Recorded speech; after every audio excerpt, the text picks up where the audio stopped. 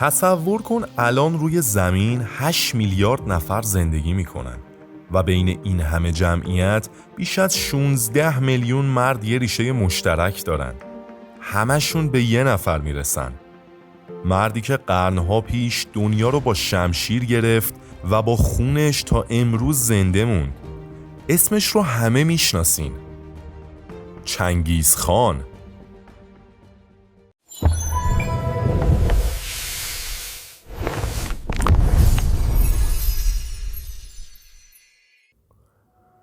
اسم چنگیز خان در اصل تیموجین بود.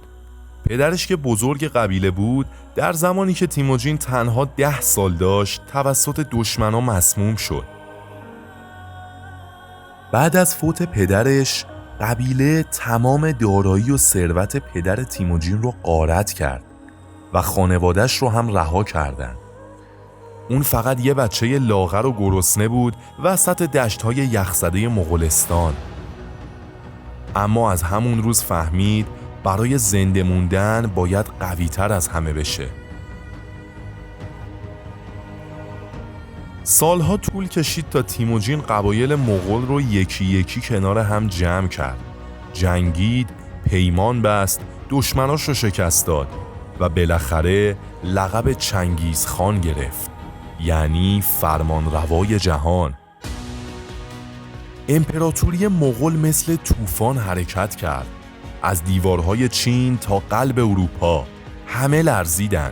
شهری نبود که نامش رو بشنوه و از ترس تسلیم نشه. تاریخ میگه بیش از 40 میلیون نفر در فتوحات او کشته شدن.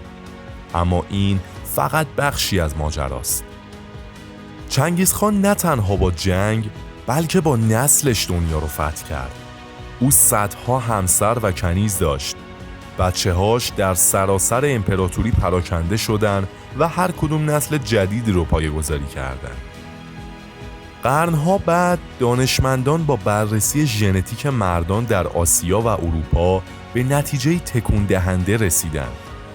حدود 1 نفر از هر 200 مرد زنده امروز نواده مستقیم چنگیز خانه، یعنی نزدیک به 16 میلیون مرد در سراسر دنیا. چنگیز خان رفت، اما ردش هنوز باقیه. نه فقط در داستان‌های خونین تاریخ، بلکه در خون میلیون‌ها نفر که شاید حتی خبر ندارن ریشه‌شون به اون میرسه. مردی که با شمشیر جهان رو گرفت و با ژنش تا ابد در تاریخ موندگار شد.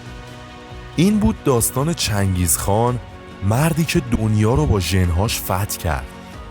اگه از شنیدن این داستان لذت بردی، پیشنهاد میکنم همین الان روی دکمه سابسکرایب بزنی و مشترک کانال کافه قصه بشی و زنگوله بغلش رو هم روی حالت آن قرار بدی تا از این به بعد دیگه هیچ قصه‌ای رو از دست ندی. مرسی که ما رو تماشا کردی.